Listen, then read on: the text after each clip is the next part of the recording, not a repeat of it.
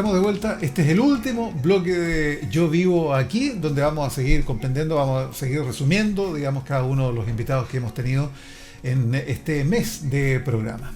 Vamos entonces con los siguientes invitados. Alcalde, bueno, y como todo desarrollo humano, ¿no es cierto?, hay de dulce y a gras. Me imagino que también le correspondió momentos muy nobles, ¿no es cierto?, muy enriquecedores, beneficiosos en lo personal, pero sí también algunos puntos, por ejemplo, ya que estamos en Santiago, 5.3, la señal digital que tenemos en UCB TV, contarle también, se hizo en el último tiempo tal vez conocido por esto del toque de queda, ¿no es cierto?, para menores de 14 años, y que muchos dijeron, pero ¿cómo un alcalde socialista que esté, ¿no es cierto?, con esto de impedir las libertades? ¿Cuál fue el costo de eso y en qué quedó? Porque se hizo una consulta ciudadana, pero después todo quedó en el ayer, en el olvido, producto de lo que hemos estado viviendo del COVID, ¿no? Claro, bueno, eso está pendiente. Nosotros, la verdad, yo nunca planteé el toque de queda. Yo lo que planteaba era un horario restringido, responsable de los padres. Mira, el caso que es muy lamentable y triste, el de la niña Amba, Por supuesto. responde y otros, ambas hay muchas hoy día que tenemos que preocuparnos como sociedad. Y yo eso lo descubrí, lo vi, lo fui viendo, ya, y la idea era justamente enfrentar la responsabilidad que tienen los padres y madres y tener claridad frente. Termina en este caso una niña víctima asesinada de una situación de abandono por parte de su familia y de abandono del Estado.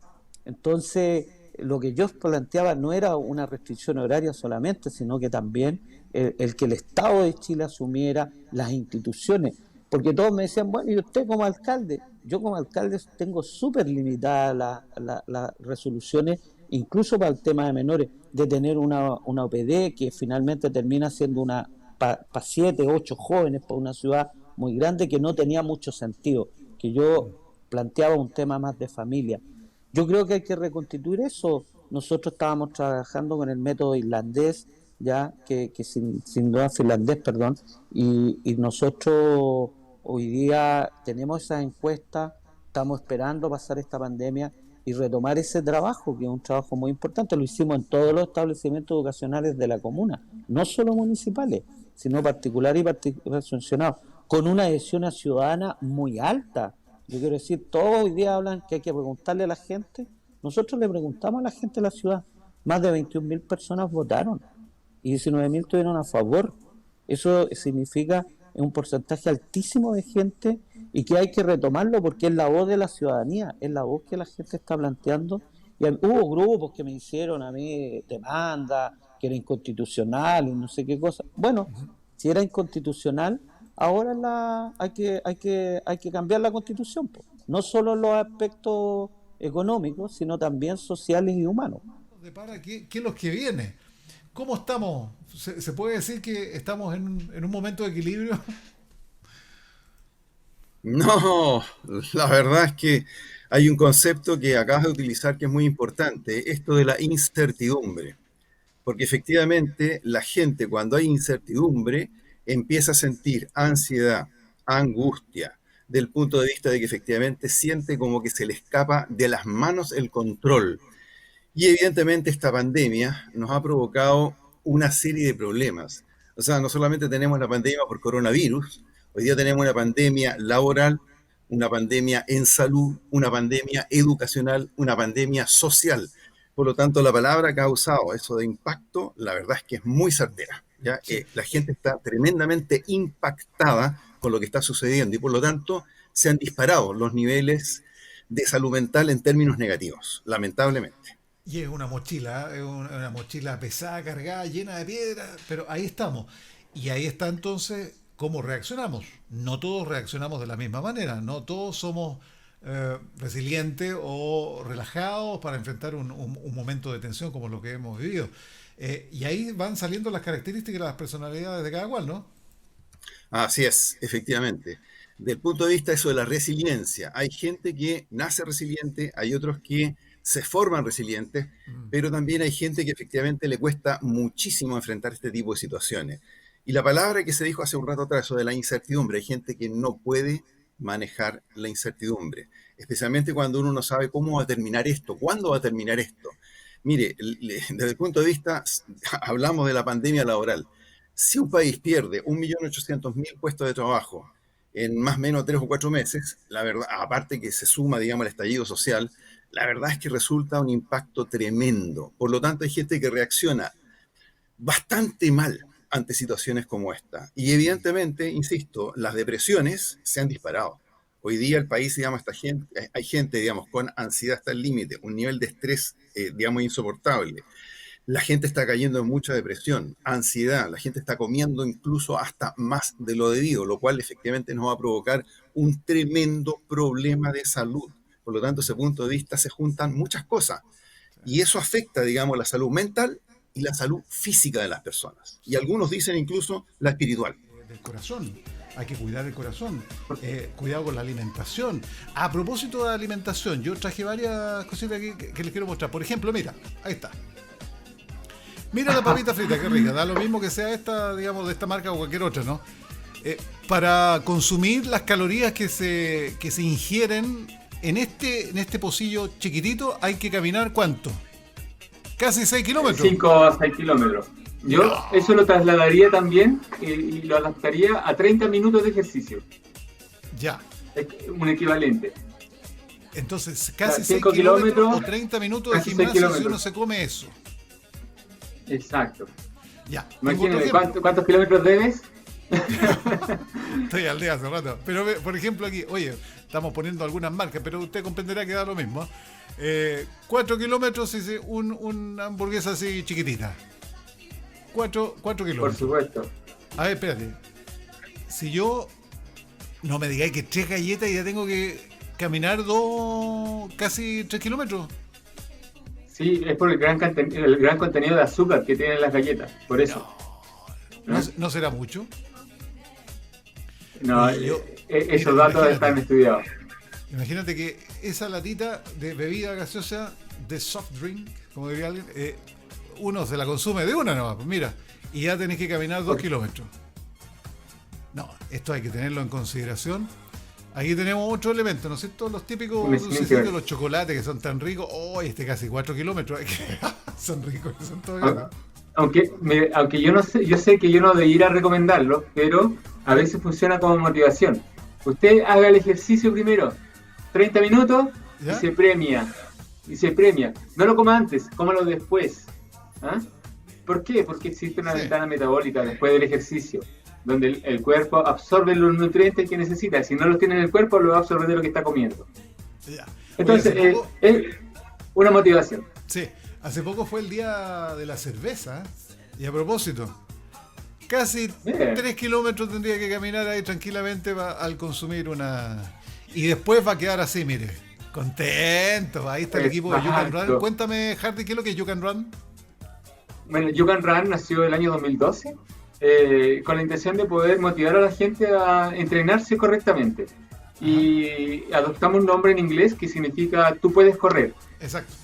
Y tú puedes correr es para todos, hombres, mujeres, adultos, niños. La idea es siempre poder fomentar la actividad física, especialmente correr, y enseñarles a correr correctamente. Y hemos tenido, grandes resultados, gente de todas las edades, de todos lugares. Estamos ramificados en todo Chile. Hasta antes de la pandemia éramos más de 100 integrantes. Y obviamente la gente sigue motivada, pero ahora entrenando desde la casa. Sí. Bueno, ahí hay varios videos que saqué, traje ahí para tener claridad, digamos, de lo que significa positivamente para nuestro organismo el tema del deporte, del running, que podría ser una forma de proteger tu cerebro contra el envejecimiento. Mira, son algunos datos. Al final, cuanto más corres, más joven tendrás tu cerebro, mira. Nosotros tenemos cifras duras, información dura, no las tengo a la mano ahora, pero sin lugar a duda, todo el sector de turismo y el sector hotelero y restaurante fue el más afectado, en un 80%, ¿no? Y el sector comercio, estoy bajando, los servicios, en ese orden, han sido los más afectados. Pero, paradojalmente, el sector industrial y el sector minero no le ha pasado absolutamente nada, y eso nos tiene contentos porque prácticamente el Producto Interno Bruto de nuestro país está muy ligado a estos dos sectores, tanto al sector minero como al sector industrial, ¿ya? Entonces, la resiliencia de los empresarios, especialmente en el sector turismo, viene una temporada, yo creo que va a hacer pasar en el mediano plazo toda esta rabia y esta frustración que hemos tenido con esta pandemia. ¿Se tiene conocimiento, una estimación por lo menos de cuántas fuentes de trabajo se han perdido aquí en nuestra quinta región? ¿Cuántas empresas han tenido que cerrar, Alejandro? Bueno, yo te señalaba que por lo menos un 80% de las empresas del sector turismo no están funcionando, de restaurantes, hoteles, un 80%. No tengo la cantidad, pero eso significa en Viña y Valparaíso prácticamente una gran... Es muy fuerte, muy fuerte. Sí. Días atrás, yo vivo aquí, estábamos conversando con el presidente de la Cámara de Comercio, de la producción de Valparaíso. Y bueno, y tenía una estimación súper clara en el sentido de que esto va a costar mucho restituir, por lo menos normalizar un crecimiento económico en materia de comercio. ¿Cuáles son sus proyecciones? ¿Cómo se ve, cómo se vislumbra para lo que resta de este año la economía local aquí en nuestra quinta región? Alejandro, ¿tienes alguna idea, digamos, Sí. cómo puede afectar a lo mejor un poquito mejor en términos económicos en lo que resta del año? Bueno, yo quiero ser bien claro y preciso que este tema no se debe solo a la pandemia. Recordemos que hubo más de 900 incendios en Valparaíso en la época de la vandalización que hubo de locales. Prácticamente la calle Condel quedó en nada y después con la pandemia fue difícil reconstruir. Es distinto cuando uno cierra un hotel, lo cierra por la pandemia y después tiene que de alguna manera seguramente hacer algunas adaptaciones, recontratar a las personas, en fin, es más rápido salir adelante. Pero en el caso específico de Valparaíso es distinto. Yo creo que Valparaíso es una de las ciudades más afectadas junto con el centro de Santiago y esto significa que le va a costar más salir. Yo creo que el despegue, sin lugar a dudas, va a ser los últimos 2 meses del año con un despegue indirecto como consecuencia de que la gente va a recibir recursos por bono, por este 10% que retiró de la AFP, y eso va a reactivar el comercio especialmente. Bueno, entonces deja Punta Arenas, vienes por acá y resulta que en el año 1990, o sea, estaba partiendo la democracia definitivamente y tú ya llegas a trabajar al Congreso. Lo que pasa es que yo trabajaba en otra actividad y era la pesca, entonces me estaba dedicando con una empresa X y uno de los gerentes salió electo diputado y había que ayudarlo en el tema de la ley de pesca. Y cuando llegué al Congreso, yo vivía en Valparaíso, pero trabajaba en Santiago, entonces volver a Valparaíso, estar cerca de mi familia era lo mejor. Y se fueron dando las oportunidades y me quedé en el Congreso, ingresé a la planta de funcionario y después hice una carrera que ya lleva 30 años en la institución. Siempre nos gusta, junto con comunicar y conversar, tratar de explicar un poco, porque la gente no tiene mayor conocimiento. ¿Qué es lo que hace un secretario general de la corporación? De hecho, tengo entendido que tienes a cargo, ¿cuánto? 400 o algo así de funcionarios, ¿no? Son la planta, la dotación en realidad, que planta de contrato, somos 450 funcionarios. Y después tenemos en lo que es la planta no funcionaria, sino que la planta de trabajadores de los parlamentarios, alrededor de 1.000 personas de Arica Punta Arenas. Todos unos son contratados por mí a través del Código del Trabajo, ¿no es cierto?, a propuesta de los parlamentarios, y los demás son por vía concurso público o concurso de antecedentes, depende del caso, para ingresar a la planta del Congreso. ¿Cómo es trabajar allá en el Congreso con esta actividad diaria, al día a día, con los diputados, con las diputadas? De hecho, ha cambiado tanto todo, ¿no? El escenario, cuando tú llegas en un momento, cuando está iniciándose, instaurándose la democracia en nuestro país, llegas al Congreso en Valparaíso, ha cambiado tanto que ahora es Cámara de Diputadas y Diputados, haciendo también esa salvedad que es sumamente valiosa, un aporte súper importante, que a lo mejor pasa un poco inadvertido. Entonces, ¿cómo ha sido trabajar todo este tiempo? ¿Cómo te has sentido y si te has dado cuenta? Porque cuántos años, imagínate cuántos años llevas ahí. Mira, yo diría que hay como dos etapas, ¿no? Es decir, a mí me ha tocado dos instalaciones del Congreso. La primera como un actor más bien secundario, cuando en el 90 se instala el Congreso, habían cerca de 20 y tantos años, ¿no es cierto?, de interrupción de la democracia, las cosas habían cambiado, había una ley orgánica que antes no existía, y muy poca gente antigua. Entonces, esta era una cosa que la gente no la aprende en la universidad, es un oficio que se aprende en el propio Congreso, y éramos muy pocos funcionarios, cerca de 200 y tantos, de los cuales no más de 80 venían del Congreso del año 73. Para que tú te entiendas, el servicio parlamentario en este país nace con el Congreso, nace en 1811, después tiene algunos bajones, pero desde 1830 en adelante es permanente. Es decir, estamos hablando de una planta que tiene casi 190 años. Es decir, son pocos los servicios en Chile que pueden decir que tienen 190 años de existencia. Cinco Mira. libros, pero yo no me considero un escritor ni nada. A mí me gusta la investigación histórica, y lo primero que sacamos fue un libro que se llama, yo lo tengo por aquí mismo, aquí al lado, mire, no lo tenía ni pensado, Mira. que se llama Descubriendo Concón. No habíamos ni pauteado, Jorge. Qué bueno.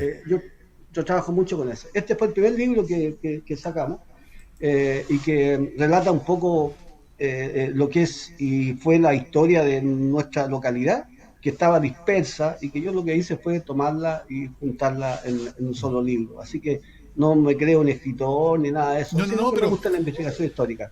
pero es un testimonio indudable, muchos jóvenes, Sí. los colegios, ahí está, digamos, un Sirvió para los testimonio. colegios, para la biblioteca, sin duda, sí, efectivamente. Y después otro libro que se llama, es una antología, donde descubrí que varios personajes, premios nacionales de literatura, han escrito sobre Concón o vivieron en Concón. Por ejemplo, Marcela Paz, con su personaje Papelucho, Mira. que lo describe acá en la zona. Augusto Dalmán, Premio Nacional de Literatura. Fernando Santillán, Premio Nacional de Literatura. Gabriela Mestral escribió un poema sobre Concón también, en fin. Y eso lo tomé y también lo saqué en el ámbito de la investigación. Mira qué bien, Y otro libro sobre la Revolución del 91, que es parte del mes de agosto. Acuérdense que en esta época fue la batalla de Concón, el 21 de agosto de 1891.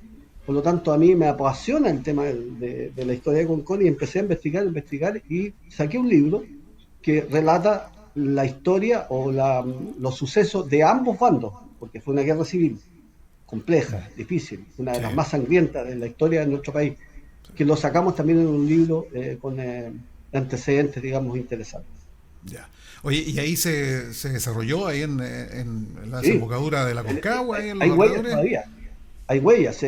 Por ejemplo, una palmera que está ahí en la desembocadura del río Concagua, que está ahí donde están las deliciosas, usted se acordará mucho ahí, porque Avenida empanadita. Palmera, así es. La gente que pasa a veces no lo vea, pero la gente que está viéndolo, escuchando, perdón, en Santiago, cuando pase por ese lugar, mire hacia arriba y va a ver una palmera inmensa, donde están incrustadas las balas de aquel 21 de agosto de 1891, en esa batalla de Concón, que fue decisiva y que después terminó en Placilla. Y Perdón, ahí ¿será terminó esa la que estaba ahí? Justo se me Esa ocurrió. misma. Esa era, ¿no? Esa Esa es la palmera. que está ahí. Esa es la palmera histórica. Mire, no puede ser Bien. más exacto, ni que estábamos preparados. Muy bien. Mire, esto es coordinación, esto es producción, alcalde.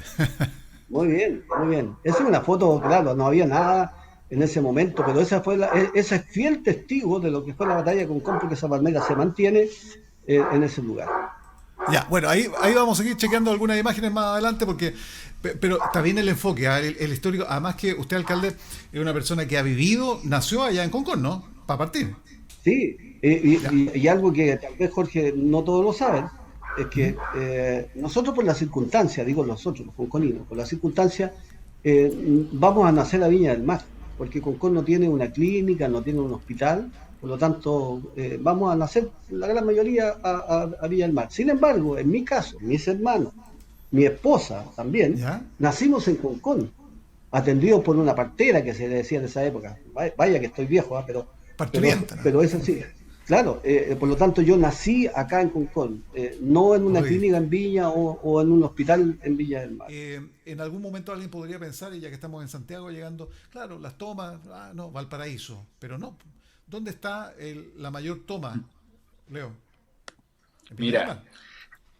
en Viña del Mar existió históricamente un campamento que hoy día, gracias a un esfuerzo del Ministerio de Vivienda y Urbanismo, a partir del primer gobierno del presidente Piñera, el esfuerzo de la Municipalidad de Viña del Mar, que el campamento Manuel Rodríguez, ya que había más de 2.000 familias, que es una cifra, imagínate, ¿cierto? 2.000 familias multiplicado por 4, tenemos más de 8.000 personas viviendo en un campamento y que ha empezado a fraguar soluciones a través del proceso de incorporación de la urbanización al territorio, ¿ya? Pero es la ciudad de Viña del Mar efectivamente la que tiene la mayor cantidad de asentamientos precarios, como llama el Ministerio de Vivienda y Urbanismo, y hay un catastro nacional de campamentos que se cerró inicialmente, y aquí te cuento una historia bien interesante que pudimos desarrollar en un juicio, ¿cierto?, contra el Estado, a propósito de la responsabilidad del Estado, junto al abogado Javier Gómez,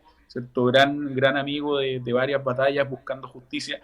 El 2011 el ministerio cerró el catastro de campamentos, ¿cierto? Y dijo, estos son los campamentos de los cuales yo me voy a hacer cargo y no hay más, ¿ya? Ojo, y no hay más. En esa época había más de 36.000 personas en campamentos, pero imagínate lo que significa para una ciudad de Viña del Mar. El año 2011 se cierra el catastro, pero el mismo año 2011, después de cerrar el catastro, tenemos la formación de uno de los campamentos más importantes de la comuna, que es el Felipe Camiroaga, ¿ya?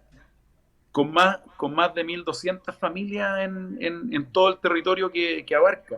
Y fíjate que la definición que dan los técnicos desde el punto de vista urbanístico de lo que es un asentamiento precario es cuando se reúnen más de 8 viviendas, ¿ya?, en un mismo lugar, ¿cierto?, con una posesión irregular del territorio o del terreno y con carencia de al menos 3 de los servicios básicos.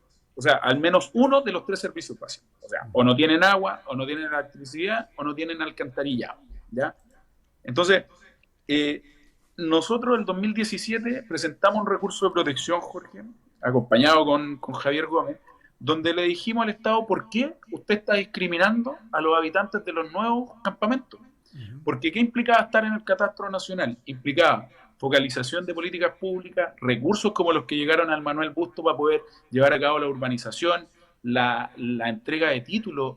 El año pasado se empezaron a entregar los títulos del Manuel Busto a las personas que llevaban, ¿cierto?, 18 años viviendo en ese lugar.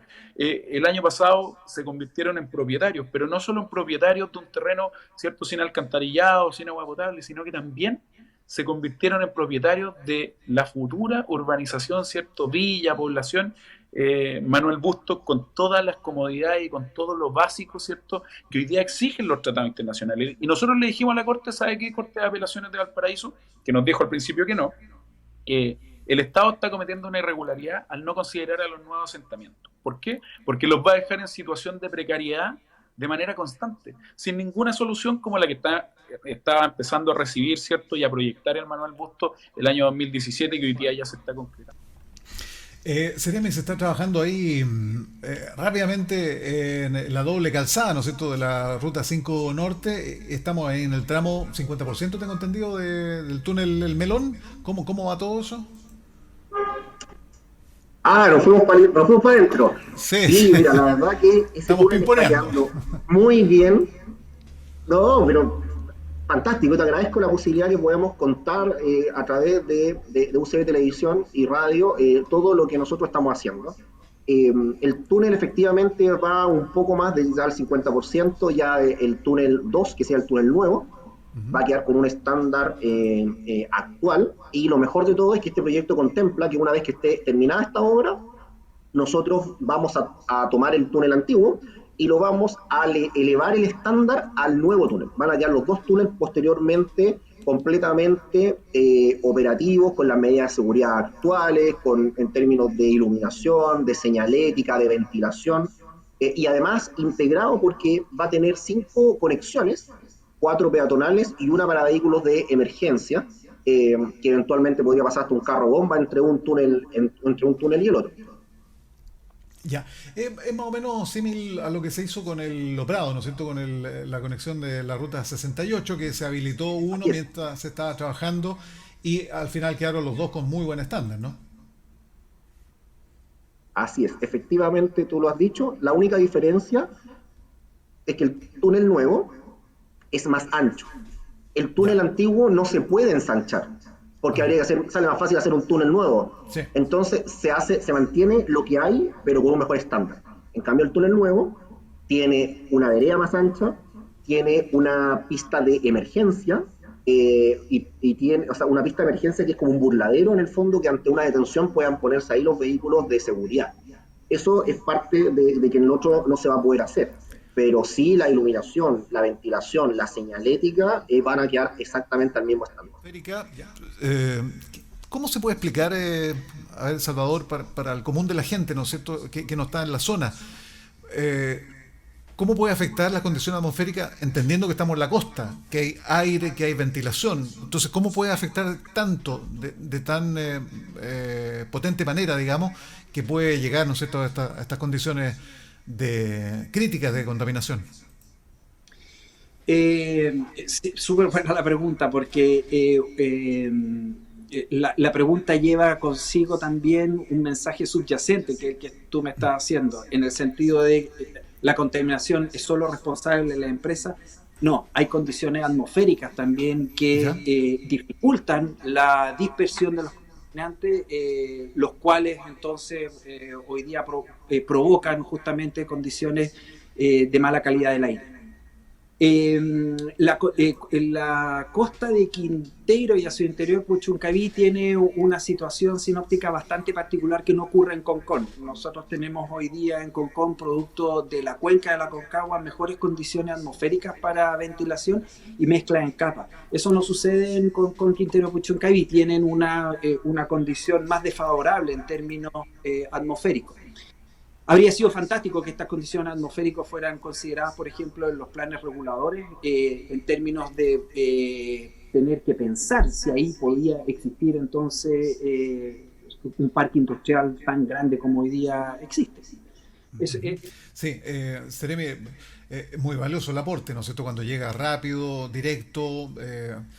Fantástico, el comercio lo necesita, por eso que esta reactivación que hace mención se está esperando y ojalá que llegue y que haya un trabajo en conjunto, ¿no es cierto? Eso es fantástico, pero no me respondió el tema de la seguridad, porque los comerciantes, en la medida que se sienten seguros también ante cualquier situación social nuevamente, que no sean vulnerables, porque aquí, vuelvo a reiterar, Valparaíso fue arrasado en el plan ¿no es cierto?, del comercio. Entonces ahí va la pregunta, si están en condiciones la autoridad, digamos, de garantizar que esto no va a volver a pasar aquí en nuestra quinta región.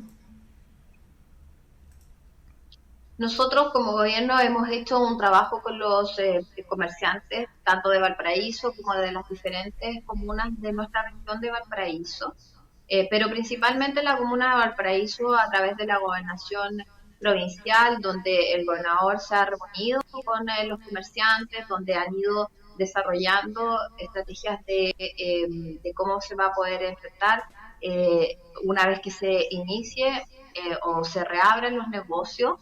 Y nosotros, por supuesto, que siempre tenemos los canales abiertos de coordinado tanto con las policías como también con los diferentes dirigentes del comercio de nuestra región de Valparaíso, con quienes hemos ido abordando estos temas y otros temas que también tienen que ver con la reactivación, que hoy día es el principal motivo de nuestro esfuerzo, poder entregarle a ellos los insumos necesarios para que sus negocios no cierren y para que podamos salir todos juntos de este proceso que estamos viviendo. Bueno, ahí hemos estado, ¿no es cierto?, con este resumen. Último programa, se termina Yo Vivo Aquí, en las pantallas de UCB Televisión en Santiago, en nuestra quinta región, también en la radio y en nuestro portal ucbtv.cl. A usted, una vez más, tuvimos muy buena sintonía. Se lo agradezco de verdad. En nombre de todo el equipo, de quienes trabajamos acá en modo teletrabajo, le agradezco y tendremos oportunidad en una próxima ocasión de seguir revisando nuestra realidad local con esta mirada también país. Muchas gracias, que estén muy bien. Hasta una próxima.